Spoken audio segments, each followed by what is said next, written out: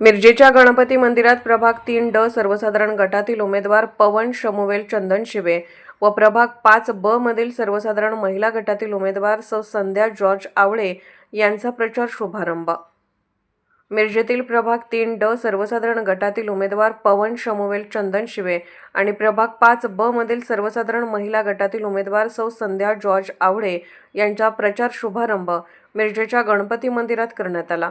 वंचित बहुजन आघाडी, राष्ट्रीय समाज पक्ष, ओबीसी राजकीय आघाडी व ओबीसी बहुजन आघाडीचे 21 उमेदवार सांगली, मिरज आणि कुपवाड महापालिका निवडणूक रिंगणात उतरवण्यात आले आहेत।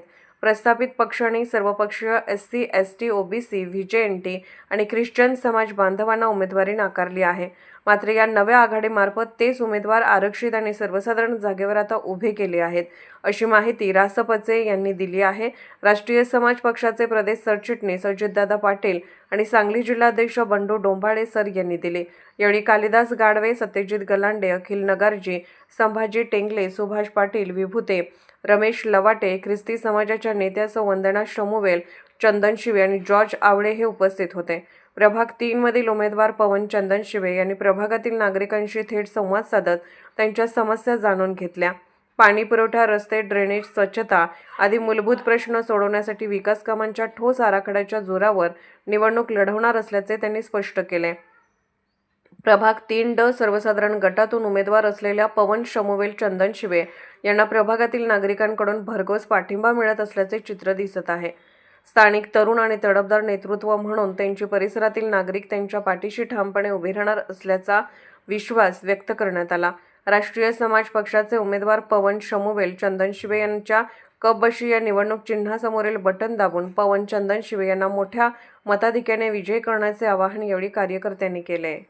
या ठिकाणी प्रामुख्याने सांगायचं झालं तर प्रभाग क्रमांक 3 चे ड चे उमेदवार आमचे पवन चंदनशिवे असू देत किंवा आमच्या ताई प्रभाग क्रमांक 5 ब च्या संध्या आवळे असू देत, म्हणजे या प्रभागातील जनतेची मागणी होती, ख्रिश्चन समाजाची विशेषतः मागणी होती की ख्रिश्चन समाजातल्या एखाद्याला होतकरूला उमेदवारी द्यावी, पण इथल्या प्रस्थापित पक्षांनी कोणालाही उमेदवारी दिली नाही। पण राष्ट्रीय समाज पक्षानं आज ही दोन्ही उमेदवार आम्ही देण्याचा एक प्रयत्न केलेला आहे।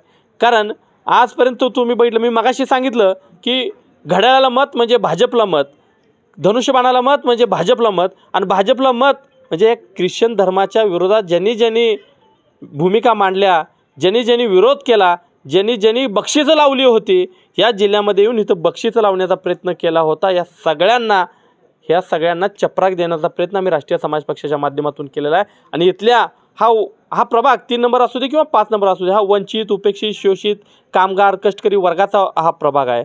या प्रभागातल्या सगळ्या कष्टकऱ्यांना, कामगारांना मी विनंती करतोय, तुम्ही जागृत व्हा आणि या माध्यमातून ही आपली माणसं आहेत, ह्यांना मतदान देऊन प्रचंड मताने आपली ताकद दाखवण्याची संधी आलेली आहे। ही ताकद विजयापर्यंत जाऊ शकते, हा आत्मविश्वास आमच्यामध्ये निर्माण झाला पाहिजे। आणि 16 तारखेला निश्चित मी आत्मविश्वासानं सांगतो, गुलाल हा आमच्या विजयी उमेदवार म्हणून आमच्या उमेदवारांच्या अंगावरती पडलेला असेल, हा आत्मविश्वास देखील या ठिकाणी व्यक्त करतो।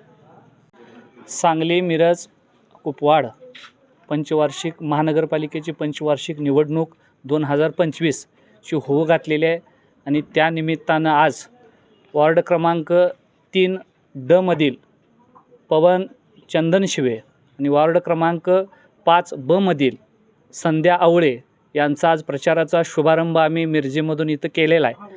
त्या निमित्तानं आज आम्ही या ठिकाणी सर्वजण तुमच्याशी बातचीत करतो आहे। खरं पाहिलं तर या निवडणुकीकडे आपण ज्या वेळेला बघतोय तर ह्या सगळ्या पक्षांचं सेटलमेंटचं राजकारण चाललेलं आहे। म्हणजे शरदचंद्र पवार गटाचा असू द्या, त्यांनी अजितदादा गटाला बाय दिलेलं आहे, अजितदादा गट असू द्या कुठं शिंदेच्या शिवसेनेला बाय दिलेलं आहे, या दोघांना काँग्रेसनं बाय दिलेलं आहे। म्हणजे ह्यांचं सगळ्यांचं सेटलमेंटचं राजकारण चाललेलं आहे। म्हणून आम्ही आज राष्ट्रीय समाज पक्ष असू द्या, वंचित बहुजन आघाडी असू द्या किंवा अनेक समविचारी पक्षांच्या माध्यमातून, संघटनेच्या माध्यमातून आम्ही एक सक्षम पर्याय या महानगरपालिका क्षेत्रातील लोकांसमोर आणतोय। तुम्ही सगळ्यांनी याला ताकद द्यावी। या वार्डातून पण हा इथं एससी असू द्या, ख्रिश्चन धर्मीय असू द्या किंवा अनेक वंचित अल्पसंख्याक असू द्या, ह्यांचा एक वार्ड आहे। अनेक लोकांची या ठिकाणीतून लोकसंख्येच्या नुसार प्रतिनिधित्व मिळावं ही सगळ्यांची अपेक्षा होती। परंतु कुठल्याही प्रस्थापित पक्षानं, कारण प्रस्थापित पक्षाला असले वंचित शोषित 5 वर्षे वापरायला चालतात, त्यांच्याकडून काम घालवून घ्यायला चालतात, पण ज्या वेळेला उमेदवारी दिल्या जातात मटका चालवणाऱ्याला, उमेदवारी दिल्या जातात वाळू वाढणाऱ्याला, उमेदवारी दिल्या असतात मोका लागणाऱ्याला, उमेदवारी दिलेल्या असतात गुन्हेगारांना, म्हणजे गुंड टोळी आणि 2 नंबर ज्यांनी शहराला लुटले अशा लोकांना देते. पण ज्या लोकांनी यांच्यासाठी 10-10, 20-20 वर्ष काम केले त्यांना डावललं जातं, पैसा बघून उमेदवारी दिली जाते.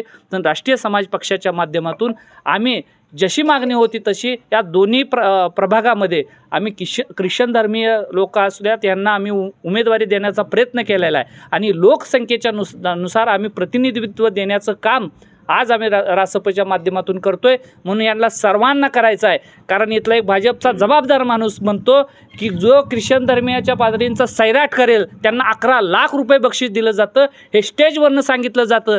त्यावेळेला भारतीय जनता पार्टी असू द्या किंवा कुठलाच इथला प्रस्थापित पक्ष त्याच्या विरोधात शब्द काढत नाही. आणि जर त्या आपल्या म्हणून यांना सगळ्यांना मला या माध्यमातून आव्हान करायचं आहे, जे तुमचा सैराट करून खून करणाऱ्याला 11 लाख रुपये बक्षीस देणार आहेत त्यांना गाडण्यासाठी आम्ही तुमच्यातलीच माणसं राष्ट्रीय समाज पक्षाच्या माध्यमातून देतोय. यांच्या पाठीमागं तुम्ही उभा राहायचं आहे आणि प्रचंड बहुमताने यांना विजयी करायचं आहे. आणि 100% दोन्ही वार्डातील हे आमचे उमेदवार विजय होऊन सांगली महानगरपालिकेमध्ये राष्ट्रीय समाज पक्षाचं खातं उलगडणार आहे. एवढंच या प्रसंगी मी सांगतो. धन्यवाद.